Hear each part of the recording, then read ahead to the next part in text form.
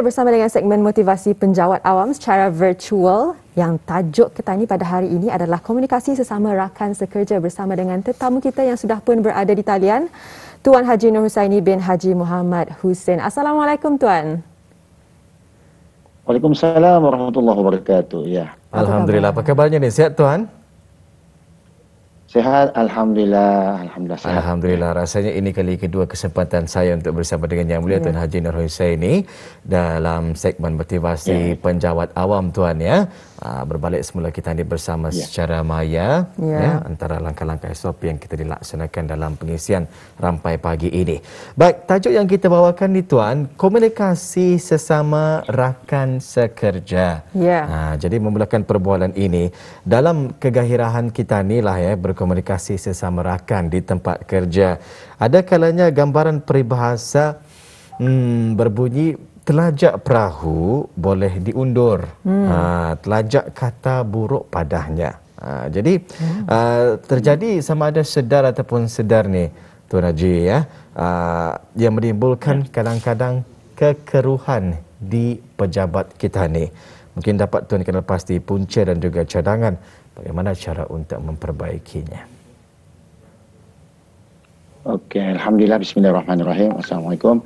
Terima kasih kepada Wali ya, Wali dan Hani hari ini. Hani, betul. Ya. Ya, betul, alhamdulillah dapat kesempatan pada pagi ini. Terus saja kita kepada tajuk yang ingin kita ni kongsikan, iaitu komunikasi sesama rakan di tempat kerja. Memang ada betulnya seperti mana yang Wali nyatakan tadi, dalam kegerahan tadi bercakap, cerita, bergurau dan sebagainya. Ada ketikanya terlepas kata-kata dan kadang-kadang kita ni membuat tangkapan bahawa itu biasa gitu. Tadi kan friend, tadi kan sudah biasa. Mustahil jokan berlatih dan sebagainya. Tentu orang pun yang dihormati. Kadang-kadang itu tangkapan kita ni, tadi boleh melihat tangkapan orang. Kadang-kadang ia merupakan, ada juga beranggapan ia merupakan kritikan kadang-kadang, kritikan yang sehat ataupun sekadar berhibun, gurauan. Dan ada juga yang mentafsirkannya lain, lain orang, lain caranya kata. Dan ada juga beranggapan bahawa ia boleh memalukan diri orang itu. Kata-kata ataupun percakapan yang menyakitkan hati bukan saja boleh menjejaskan hubungan seseorang, malah boleh meninggalkan kesan indah baik berpanjangan kepada si penerima. Saya rasa Wali dan juga Hani membesar dengan perkataan apa ni, kalau sudah dengar tu akan timbul satu perkataan yang macam contoh jadi melontarkan perkataan yang menyakitkan hati sampai dia bertagur sampai ada istilahnya tumbuhannya berkulap tangganya, berkumaganya. Artinya ia sampai menyimpan dendam yang begitu sampai kesumat. Sampai dia boleh bermaaf-maafan. Ini semuanya berpunca pada komunikasi. Semasa kita ini sadar dan sadar. Jadi kita lihat juga ya antara punca. Saya akan bawakan 5 punca dan saya teruskan dengan dia punya solusi ya. Mungkin apa terjadi ada komunikasi yang menyebabkan hati terusik, terguris dan sebagainya tu. Seperti punca pertama mungkin melabel. Jadi kalau melabel seperti perkataan kau anda pandainya, kacau kau aninya, itu negatif kan tu. Anda berkebolehan kau aninya. Sepatutnya label yang digunakan itu sepatutnya yang boleh sebagai satu sumber ilham ya, untuk mendorong ya, untuk orang itu bertindak lebih maju ke hadapan. Tapi kalau salah pilih ataupun salah gunakan perkataan komunikasinya, menyebabkan orang tu jadi macam rebellious, menjadi macam payahkan maju, ya down kan tu. Jadinya sama ada positif atau negatif, ia akan terpahat. Semakin nyaman didengar kalau yang benda yang baik, alhamdulillah, bikin orang boleh bikin berbunga lah ataupun bikin angga je orang, ada puji. Itu kalau yang positif.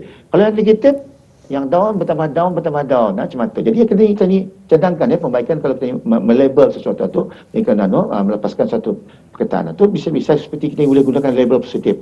Contoh dengan usaha gigih mu ni, ia akan boleh berdedikasi dengan baik. Ataupun orang sungguh-sungguh buat kerja ni, berhati-hati bisa-bisa sungguh-sungguh. Kalau rajin, siapa untung? Saya pun untung, jabatan pun untung, kita pun untung. Kita ni, kalau you boleh buat benda ni dengan cara yang betul, insyaAllah produktif dan dia akan meningkat ni. Ataupun kita gunakan perkataan label-label seperti memang kita ni sama-sama tertekan, saya pun tertekan, tapi kita ni sama-sama sabar sabar orang buat kerja ni. Itu satu cara ya, bagaimana kita ni melihat punca penggunaan melabel seseorang tu. Yang kedua pula punca yang dapat kita pasti dalam seni seringkali berkomunikasi di pejabat sama kawan kerajaan, iaitu puncanya merendah-rendahkan kebolehan rakan sekerja.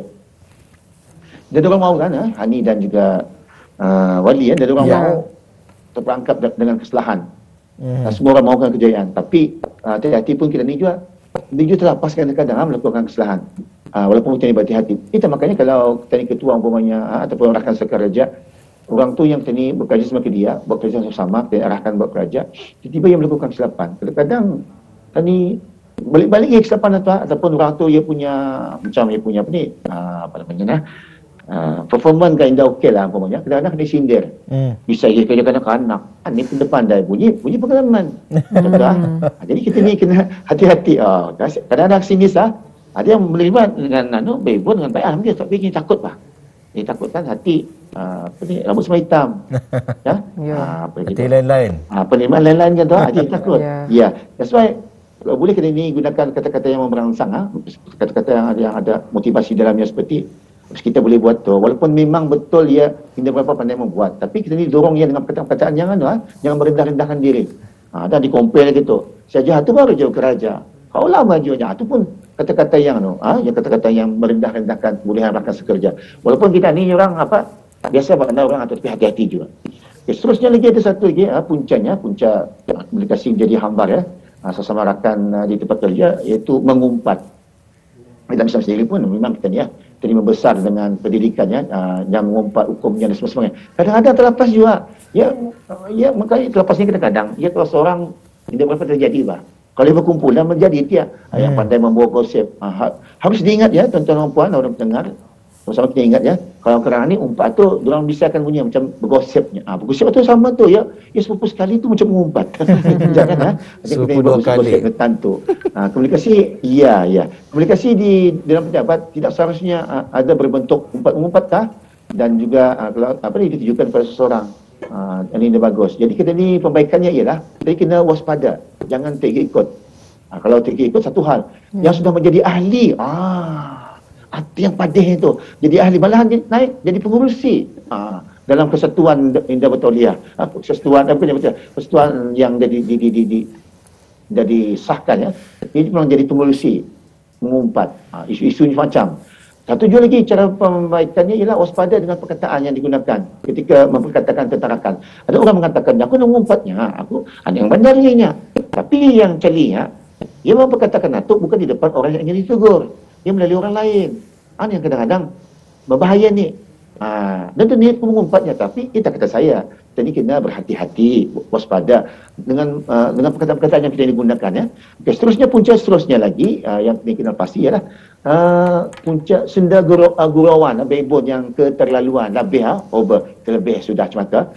Senda kita di kerajaan Wali dan juga Wali di kerajaan kalau straightforward boring itu aku tanya timur dia ada bebon sambil bekerja tanpa diselatkan dengan gurauan, memang boring tu confirm tambah lagi kalau kerja tu memenatkan melibatkan pemikiran banyak, melibatkan fizikal banyak, jadi kita diselatkan gurauan. Tapi hati-hati dalam setiap gurauan bebonan Jadi cadangan saya untuk pembaikan, jadi kena prihatin dengan situasi dan kondisi, dengan siapa tadi bergurau. Lihat umurnya, lihat tahap educationnya, budayanya, ataupun jadi lihat situasi kondisinya. Umpamanya, ia macam sedih umpamanya. Ia macam ada kecita umpamanya. Berbon.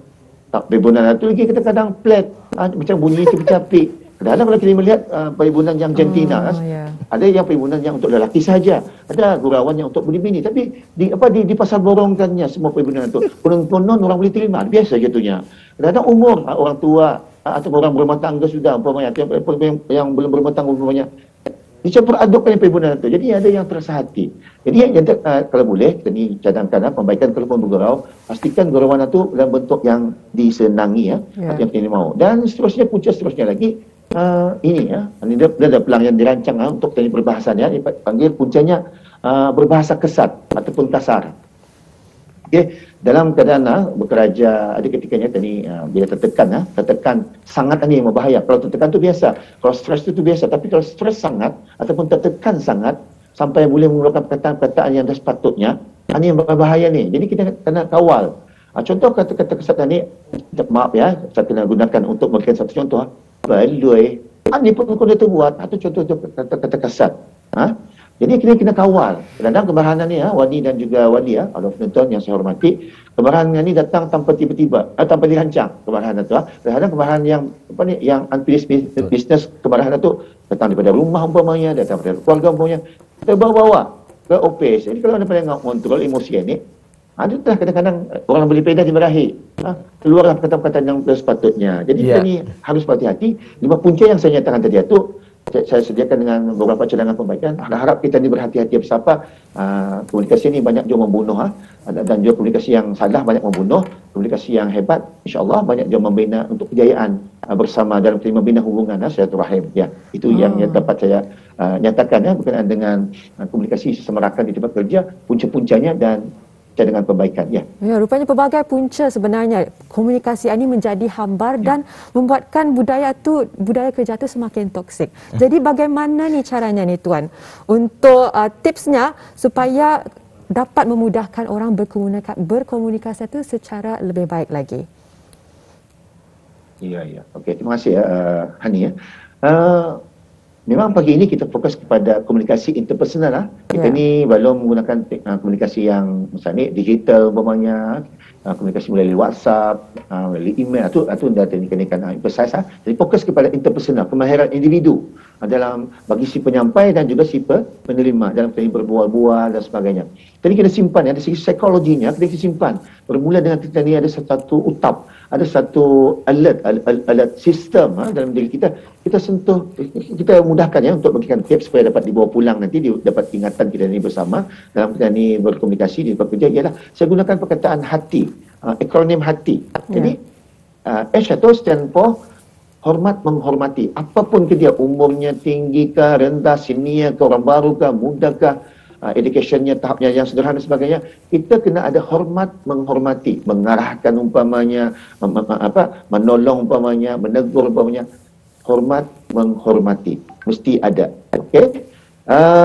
Dan juga ingat, kadang-kadang ini terlupa. Kadang-kadang seolah-olah kalau kita ni ada pangkat umpamanya, kuasa umpamanya, kadang-kadang kita ni tersalah umpamanya. Contoh saja melagak orang, nama ada, umpamanya tu nama orang tu ada bah. Walaupun dia label bawah umpamanya, terpanggil oi. Tadi beranggapan dapat sama je orang bawahan. Mana boleh cuma tu. Jadi kita panggil namanya, walaupun benda tahu nama, panggil tuan kah? Baik dia pembersih. Tuan kah? Umpamanya lah tu contoh. Ada respect. Sebab saya percaya, saya dibesarkan kalau kita minta hormat pada orang lain, bagi hormat dulu orang akan hormat. Kalau kita minta kasih pada orang lain, orang sayang pada kita kena sayang dulu. Itu hukum karmala. Okey. Kedua, akronim H, A pula. A stand for amat-amati. Setiap kita ni berkomunikasi itu amat-amati setiap perkataan yang ingin disampaikan.